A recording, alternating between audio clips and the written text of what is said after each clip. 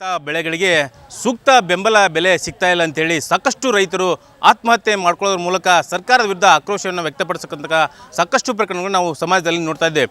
ಆದರೆ ವಿಜಯನಗರ ಜಿಲ್ಲೆಯಲ್ಲಿ ಹೊಸಪೇಟೆ ತಾಲೂಕಿನಲ್ಲಿ ಸಾಕಷ್ಟು ಪ್ರಮಾಣದ ರೈತರು ರಾಗಿ ಬೆಳೆಯನ್ನು ಬೆಳೆದಂಥ ರೈತರಿಗೆ ಈಗ ವಸೂಲು ದಂಧೆಕೋರರ ಏನು ಕಾಟ ಈಗ ಹೆಚ್ಚಾಗಿರ್ತಕ್ಕಂಥದ್ದು. ಅದರಲ್ಲೂ ಕೂಡ ಬಹಳ ಮುಖ್ಯವಾಗಿ ಸರ್ಕಾರ ಇತ್ತೀಚೆಗಷ್ಟೇ ರಾಗಿ ಖರೀದಿ ಕೇಂದ್ರವನ್ನು ವಿಜಯನಗರ ಜಿಲ್ಲೆಯ ಹೊಸಪೇಟೆ ತಾಲೂಕಿನ APMCಯಲ್ಲಿ ತೆರೆದಿರ್ತಕ್ಕಂಥದ್ದು.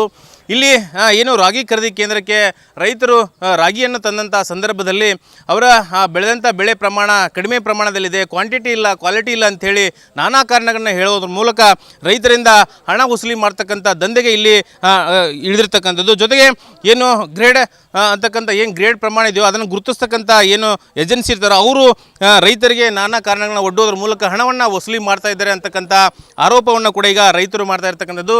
ಇಲ್ಲಿ ಹೊಸಪೇಟೆ ತಾಲೂಕಿನ ಸಾಕಷ್ಟು ಪ್ರಮಾಣದ ರೈತರು ರಾಗಿ ಬೆಳೆಯನ್ನು ನೆಚ್ಚಿಕೊಂಡು ಜೀವನವನ್ನು ನಡೆಸ್ತಾ ಇರ್ತಕ್ಕಂಥದ್ದು. ಇಲ್ಲಿ ನಾನು ತೋರಿಸ್ತಾ ಇದ್ದೀನಿ ನಿಮಗೆ.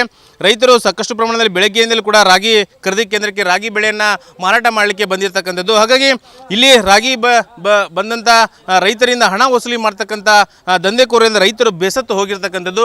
ಎಲ್ಲೋ ಒಂದು ಕಡೆಗೆ ಸಾಲ ಸೋಲವನ್ನು ಮಾಡಿ ನಾವು ಬೆಳೆಯನ್ನು ಬೆಳೆದಿರ್ತೇವೆ, ಜೊತೆಗೆ ಬೇಸಿಗೆ ಮಳೆಗಾಲ ಎನ್ನದೇ ಬೆಳೆಯನ್ನು ಬೆಳೆದಿರ್ತೀವಿ. ಆದರೆ ಇಲ್ಲಿ ಮಾರುಕಟ್ಟೆಗೆ ಬಂದಂಥ ಸಂದರ್ಭದಲ್ಲಿ ಹಣವನ್ನು ಕೊಡೋದ್ರ ಮೂಲಕ ನಾವು ಭಾಳಷ್ಟು ಸಂಕಷ್ಟಕ್ಕೀಡಾಗ್ತೀವಿ ಅಂತಕ್ಕಂಥ ಮಾತನ್ನು ಕೂಡ ಹೇಳ್ತಾ ಇದ್ದಾರೆ. ಇನ್ನು ರೈತರಿದ್ದಾರೆ, ಮಾತಾಡಿಸ್ತೀನಿ. ಸರ್, ನಿಮಗೆ ಎಷ್ಟು ಹಣ ಕೇಳ್ತಾ ಇದ್ದಾರೆ? ಯಾವಾಗ ಬಂದಿದ್ದು ನೀವು? ಯಾವ ಊರವ್ರು ನೀವು ಸರ್? ನಾವು ಬೆಳಗ್ಗೆ ಮುಂಜಾನೆ 4 ಗಂಟೆಗೆ ಬಂದೀವಿ ಸರ್. ಗುಂಡ ಸರ್ ನಮ್ಮದು. ಗುಂಡಲ್ಲಿಂದ ಬಂದೀವಿ. ಬೆಳಗ್ಗೆ ಮುಂಜಾನೆ 4 ಗಂಟೆಲಿ ಸಹ ಬಂದರೆ ಈಗ 11 ಗಂಟೆ ಆಗೈತೆ ಸರ್. ಟಿಫಾನೆಲ್ಲ 1 ಕ್ವಿಂಟಾಲಿಗೆ 70 ರೂಪಾಯಿ ಕೇಳ್ತಾರೆ ಸರ್. ಸುಳ್ಳೆ ಧೂಳ ಐತೆ ಅದು ಐತೆ ಅಂತ ಹೆಸರು ಇಡ್ತಾ ಇದಾರೆ ಸರ್. ಅದಕ್ಕೆ ಹೆಸರಿಟ್ರೆ ಇಲ್ಲಾಂದ್ರೆ ವಾಪಸ್ ಹೋಗಿ ತೂರ್ಕೊಂಬರ್ರಿ ಅಂತ ಹೇಳ್ತಾರೆ ಸರ್. ಬಾಜು 1 ಕ್ವಿಂಟಾಲಿಗೆ 53 kg ಬಾಜು ತೆಗಿತಾರೆ ಸರ್. 1 ಕ್ವಿಂಟಾಲಿಗೆ 70 kg 70 ರೂಪಾಯಿ ದುಡ್ಡು ಕೇಳ್ತಾರೆ. ಒಂದು ಗಾಡಿಗೆ 1000 ರೂಪಾಯಿ ಕೇಳ್ತಾರೆ. ಹಂಗಾದ್ರೆ ಮಾತ್ರ ಇಳಿಸ್ಕೊಂತೀವಿ, ಇಲ್ಲಾಂದ್ರೆ ವಾಪಸ್ ತಗೊಂಡು ಹೋಗ್ರಿ ಅಂತ ಬೆಳಗ್ಗೆನೇ ಹೇಳ್ಯಾರ ಸರ್. 6:15ಗೆ ನಮಗೆ ಒಂದು ಕಡಿಮೆ ಅಂದ್ರೆ ನನಗೆ 9 ಕ್ವಿಂಟಲ್ ಲಾಸ್ ಆಕ ಸರ್. 3 kg ಹಂಗಾದ್ರೆ 9,000 ರೂಪಾಯಿ ಲಾಸ್ ಆಕತ್ತೆ ಸರ್ ನನಗೆ. ಹೌದು ಸರ್. ಇಲ್ಲ ಸರ್, ಕೇಳಿದ್ರೆ ಕೊಡೋದಿಲ್ಲ ಅಂದ್ವಿ. ಇಲ್ಲ ಏನಾರು ಒಂದು ಅನಾಹುತ ಆಗೇ ಹೋಗ್ಬೇಕಂತ ನಿರ್ಧಾರ ತಗೊಂಡಿವಿ ಸರ್. ನಾವು ಇಲ್ಲೇ ಶುರು ಹೋಗ್ಬೇಕು, ಬೆಂಕಿ ಹಚ್ಚಿ ಹೋಗ್ಬೇಕಂತಾನೆ. ಬೆಂಕಿ ಹಚ್ಚಿ ಹೋಗ್ಬೇಕಂಬ ನಿರ್ಧಾರ ಇಲ್ಲ, ಆತ್ನು ಬೆಂಕಿಯಾಗ ದಬ್ಬಿ ಹೋಗ್ಬೇಕಂತ ನಿರ್ಧಾರ ಸರ್. ಬಣಕಾರ್ ಉಮೇಶ್ ಅಂತ ರೈತರು ಬಣಕಾರ್ ಉಮೇಶ್ ಅವರು ಹೇಳ್ತಕ್ಕಂಥ. ಇನ್ನು ನಿನ್ನೆ ಅಷ್ಟೇ ರಾಗಿ ಬೆಳೆಯನ್ನ ಬೆಳೆದು ಮಾರ್ಕೆಟಿಗೆ ತಂದಂತ ಸಂದರ್ಭದಲ್ಲಿ ಹಣವನ್ನ ಕೊಟ್ಟು ಹೋದಂತ ರೈತರು ನಮ್ಮ ಜೊತೆಗಿದ್ದವ್ರು ಮಾತಾಡ್ತೀನಿ. ನಾವು ನಿನ್ನೆ ಗೋಲ್ಡಲ್ಲಿದ್ದ ಬಂದಿವಿ ಸರ್. ನಿನ್ನೆ ಅಗ್ಲಗ್ಲ ಗೊಳಾಡಿಸಿದ್ರು. ಗೊಳಾಡಿಸಿದ ಮೇಲೆ ಮತ್ತೆ ಬಿಡುಗಡೆ ಇಲ್ಲ, ಗೊತ್ತಾಯ್ತು.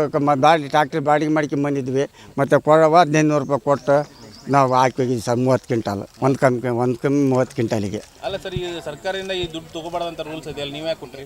ಏನು ಮಾಡಿ ಸರ್, ಮತ್ತು ಅನಿವಾರ್ಯ. ಮತ್ತು ಕೇಳಿದ್ರೆ ವಾಪಸ್ ಹೊಡ್ಕೊಂಡು ಹೋಗಂತ ಅಂತಾರೆ ಸರ್. ಮತ್ತು ಈಗ ಟ್ಯಾಕ್ಟ್ರಿ ಬಾಡಿಗೆ ಏನು ಮತ್ತೆ ಹೋಗೋದೇನು ಬರೋದೇನು ಅಂತ ಕೊಟ್ಟದ್ದಂತ ಕರ್ಯಾರ ಸರ್. ಮತ್ತು ಹೌದು, ಈಗ ಏನಾಗಬೇಕಂತೀರಿ ಸರ್ ನೀವು? ಈಗ ಏನೋ ಮತ್ತು ಅಂಥದ್ದು ಆಗಬಾರ್ದು ಅಂತಲೇ ಕೇಳೋದು ಸರ್ ನಿಮ್ಮನ್ನು. ಅಂತಲೇ ಕೇಳೋದು ಸರ್.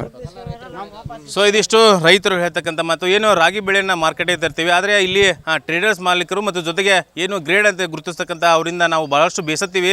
ಹಾಗಾಗಿ ನಾವು ಹಣವನ್ನು ಕೇಳ್ತಿದ್ದಾರೆ, ನಾವು ಎಲ್ಲಿಂದ ಕೊಡಬೇಕು ಅಂತಕ್ಕಂಥ ನೋವಿನ ಮಾತನ್ನು ಕೂಡ ಹೇಳ್ತಾ ಇದ್ದಾರೆ. ಜೊತೆಗೆ ಅವರನ್ನು ಇಲ್ಲಿಂದ ವರ್ಗಾವಣೆ ಮಾಡಬೇಕು, ಜೊತೆಗೆ ಅವರ ಮೇಲೆ ಸೂಕ್ತ ಕ್ರಮವನ್ನು ಕೈಗೊಳ್ಳಬೇಕು ಅಂತಕ್ಕಂಥ ಆಗ್ರಹವನ್ನು ಕೂಡ ವ್ಯಕ್ತಪಡಿಸಿದ್ದಾರೆ. ಇದನ್ನು ಜಿಲ್ಲಾಡಳಿತ ಮತ್ತು ಆಹಾರ ಇಲಾಖೆ ಅಧಿಕಾರಿಗಳು ಯಾವ ರೀತಿಯಾಗಿ ಪರಿಗಣಿಸ್ತಾರೆ ಅಂತಕ್ಕಂಥದ್ದನ್ನು ಕಾದು ನೋಡಬೇಕಾಗಿದೆ. Panduranga Jantli, public news, Vijayanagara.